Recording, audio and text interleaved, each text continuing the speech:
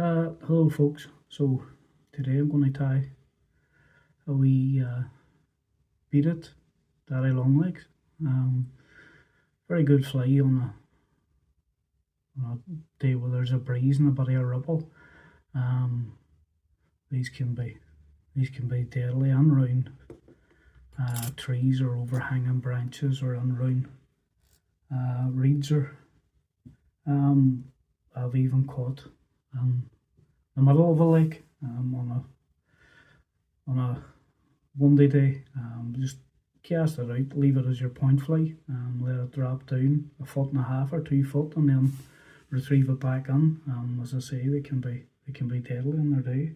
So I'll just get kicked on and get started. So the hook and the vise is a size 10 wet fly hook, heavy gauge weight.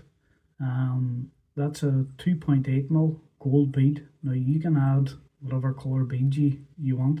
I had just started tying them. That's only the third fly I've tied. This will be the fourth.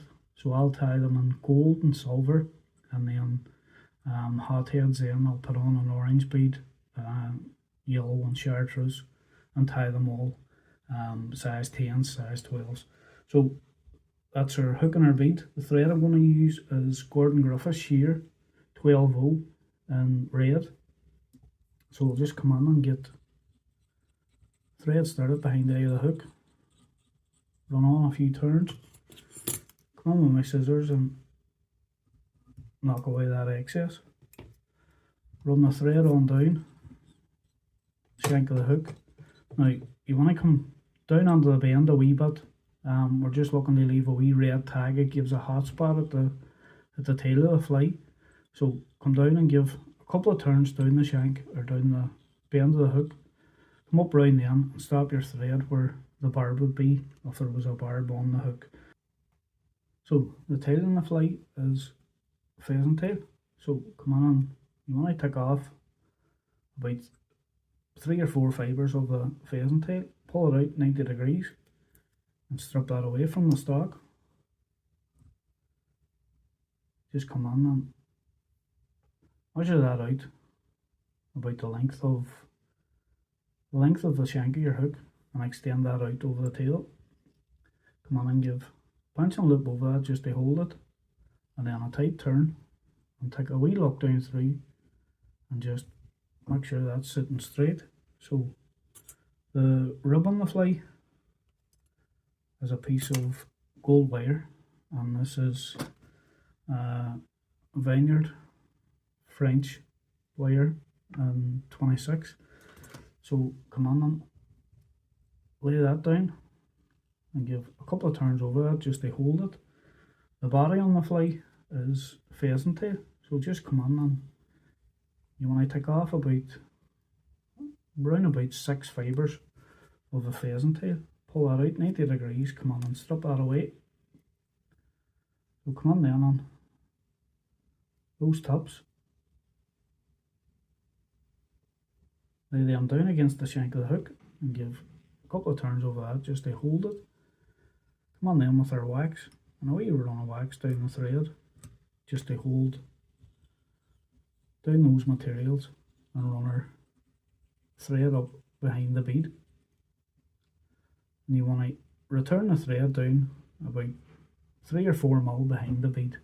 So come on then and give our turns with a pheasant tail and run that up the shank to form our body. Up to where we stop with the thread.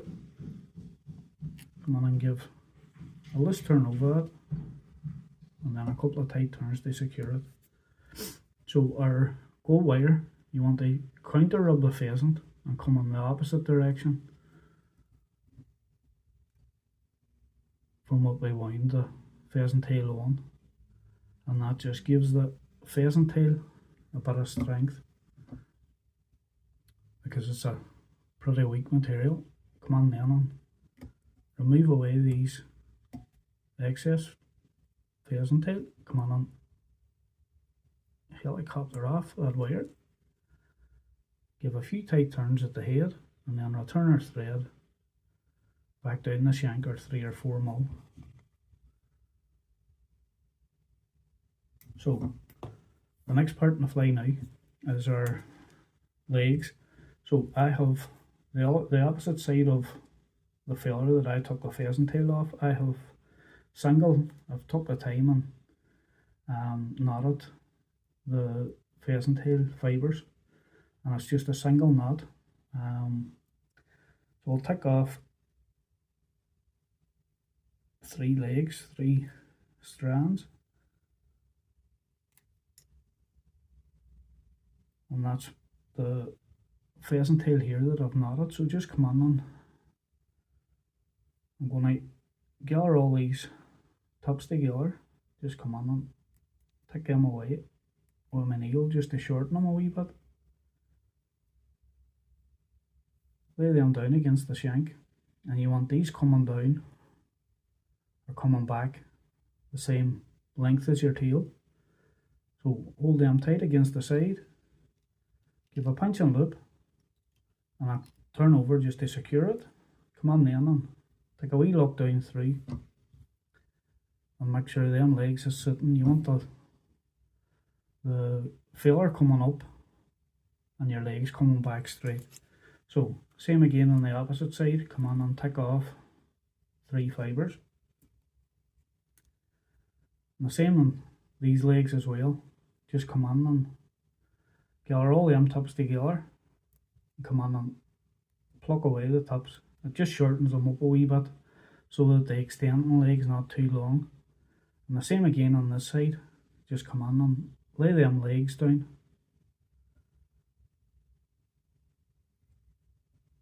And grab it tight in your finger and thumb. Come on and give your pinch and loop, and lift the thread straight up. Give a tight turn over, and then come on then and take the time and get them legs standing up the same way as we want the other ones on the opposite side, and try and get the 2 stalks coming up at the same angle up each side.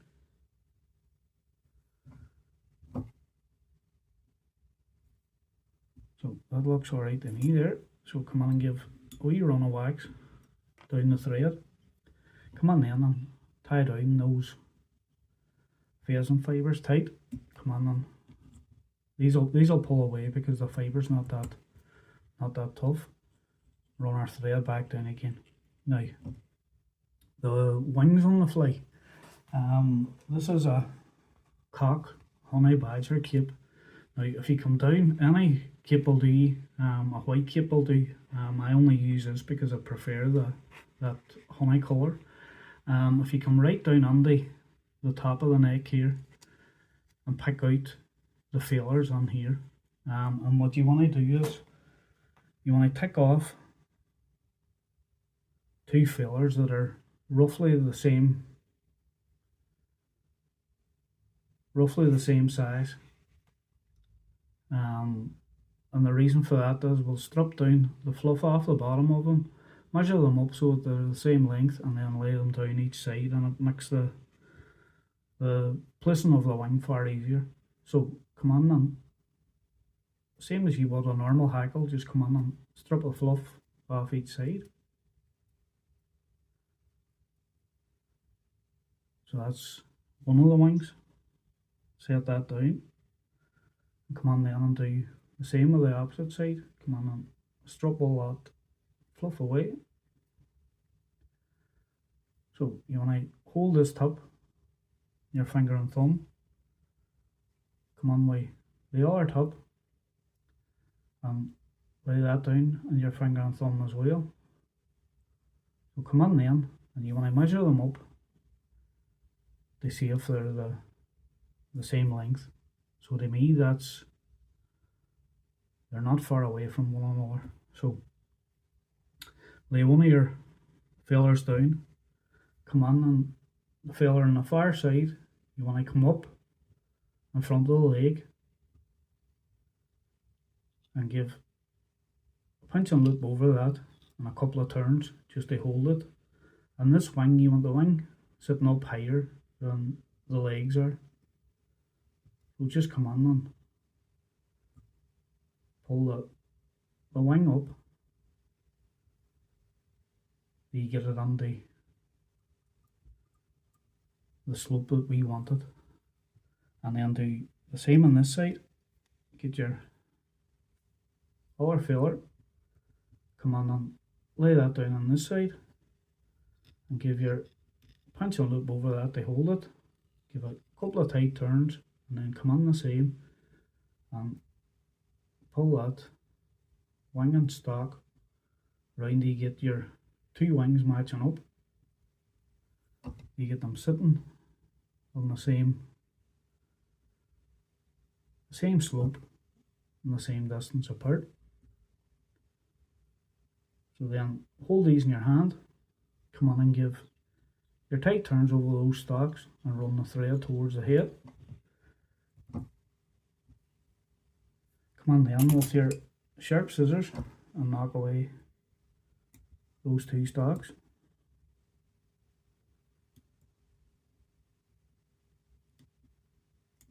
And run our thread back down to the front of that wing.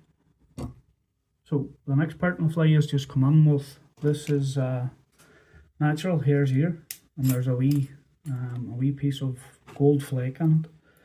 And you just want to come on with the slightest wee nip of this hare's ear and just dub that onto the thread. And as I say, you only want the slightest wee nip enough for 2 turns of dubbing in front of them wings. Try not to pull down the wings when we're doing it, and just dub them a couple of turns on. Give our wings a final wee fix. So the next part in the fly is a hen hackle. This is a game red hen hackle. So you want to come on and strip a fluff down off that stalk. Come on and pull all them fibres back to expose the tip. Come on and trim that away to give ourselves a wee triangle to tie off. Come on and give a wee run of wax down that thread on our tip. Lay that down against the shank and give her tight turns over that hackle tip just to tighten that on. So come on then with our scissors and give a wee run up that hackle just to break that shoulder and encourage the fibres to fall backwards. Come on then with our hackle pliers and just grab hold of that stalk and turn on that. First one doesn't want to go. Just turn on that hackle.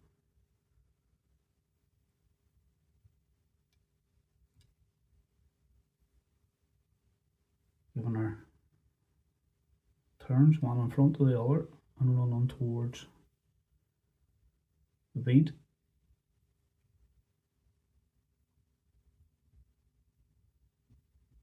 And you want to use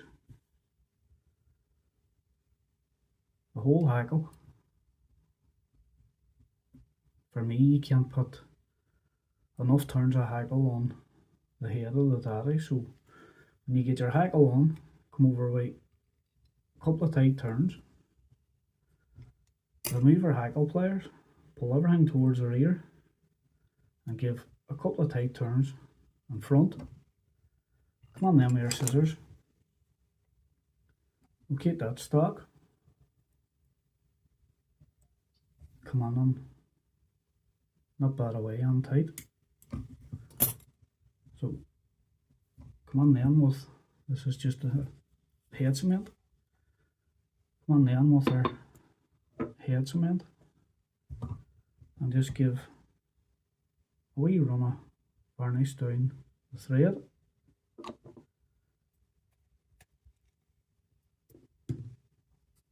hold your thread out, pull everything back from the head, come on and give a couple of turns to start with, and then come on then with your whip finish tool and give your 3 or 4 turn whip finish behind that bead. Come on and pull that tight, come on and trim away your excess thread. So there you have it, folks. That's your beaded wet daddy. And as I say, not very much to tie in the fly. Few wee elements coming up it, but at the same time there's very little to tie in it. And on a windy day, those can be deadly, especially if there's terrestrials blowing about and being blown under the water. The biggest trout that I ever caught was in Birchwood, and it was on that fly there, that particular fly, the one with the red tag at the tail. As I say, it can be very effective on a day. So there you go, folks. Hope that was helpful to you. So until the next time, tight lines.